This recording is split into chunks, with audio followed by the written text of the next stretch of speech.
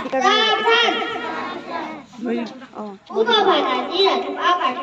অলপ পিছত প্ৰাৰ্থনা কৰিব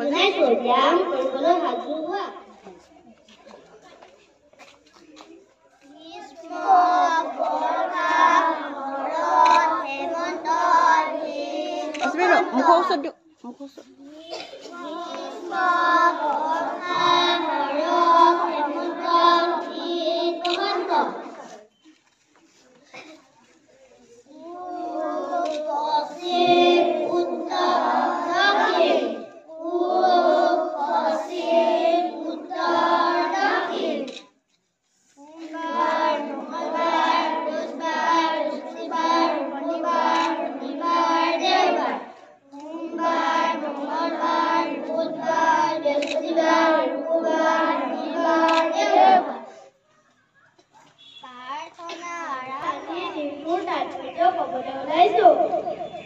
আজি 2025 বৰ্ষৰ 5 ফেব্ৰুৱাৰী অসমীয়া লেখে 1946 চনৰ মাঘ মাহৰ 22 দিন। আহক আজি দিনটোৰ ইতিহাসৰ পৃষ্ঠা লুকিয়াই চাওঁ।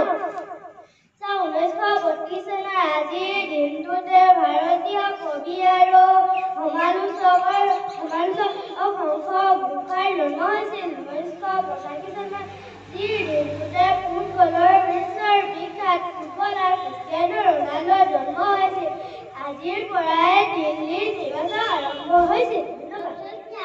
Of class 2, deliver justice, result, ethical, discipline.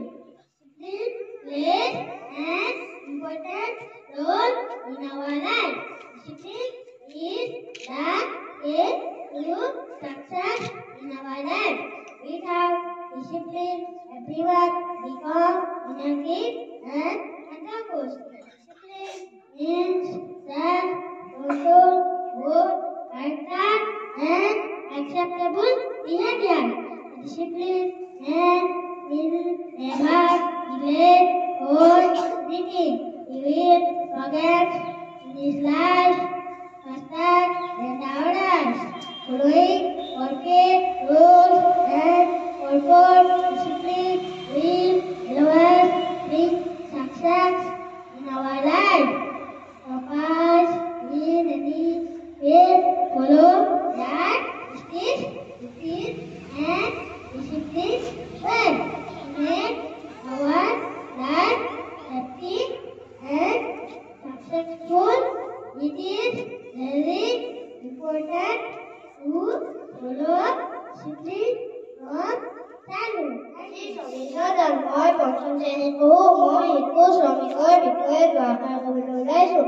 শিশুসকল হৈছে আমাৰ দেশৰ মৰণি। আজি শিশু কাইলৈ দেশৰ নাগৰিক, অৰ্থাৎ তেওঁলোকে এখন শক্তিশালী দেশৰ নেতৃত্ব দি আগুৱাই দিব লাগিব। এই শিশুসকলে ফুলকুমলীয়া দুখন হাতেৰে যি সময়ত কলৰ ধৰি হাঁহি মাতি ৰং ধেমালিৰ মাজেদি মাটিৰ পৃথিৱীৰ সৰগত নন্দন কাননৰ আনন্দময় পৰিৱেশ কৰি তুলিব লাগিছিল, তেনে সময়তে শুনাময় শৈশৱ জীৱনলৈ অন্ধকাৰ নমাই দেশ তথা জাতিৰ জীৱনলৈকো অন্ধকাৰ নমাই আনিব লগা হৈছে। সামাজিক কাৰণ, শিক্ষাৰ অভাৱ, শিশুৰ অবৈধ ব্যৱহাৰ, অভিভাৱকৰ উদাসীনতা আদিয়ে শিশু শ্ৰমিকৰ বৃদ্ধিৰ মূল কাৰক। প্ৰতিটো শিশুসকলক বিনামূলীয়া আৰু বাধ্যতামূলকভাৱে শিক্ষা লাভ কৰাৰ সুবিধা প্ৰদান কৰাটো অতিকে প্ৰয়োজনীয়। এখন দেশৰ ভৱিষ্যত নিৰ্মিত এই শিশুসকলে শৈশৱতে দেখা সপোনবোৰ সাৰ্থক কৰাত প্ৰতিজন অভিভাৱকে সজাগ আৰু সচেতন হ'ব লাগিব। তেতিয়াহে স্বাধীন ভাৰতৰ প্ৰথমজন প্ৰধানমন্ত্ৰী পণ্ডিত জৱাহৰলাল নেহৰু শিশুলৈ দেখা সপোনে হাতৰঙী ৰঙেৰে ৰঙীন হ'ব। ধন্যবাদ।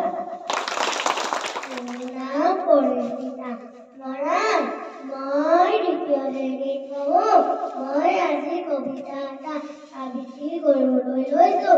কবিতাটোৰ নাম হৈছে জ্যোতি প্ৰকাশ আগৰ আগত ৰচিতৰ কবিতা অকণমানিৰ অকুৰ মা মই আজি এটা নতুন অকুৰ দেখিলো উৰা গানত এটা পোকে গিলা দেখিলো মা দেউতাৰ যে উৰা বহি আছে তাতে বস্তু কোৱা তিনিটা চাৰিটা সাতটা যে গান আছে তাৰে এটা গানত এটা পোকে খাইছে ঘোপা ঘোপে কুলু কুলু টলু টলু গাটো গিলি দিলে পোকটোৰ চেপেটা পেটলৈ গ'ল ভাল কথা হ'ল দেউতাৰ সেই ভাল গাটো আজিৰ পৰা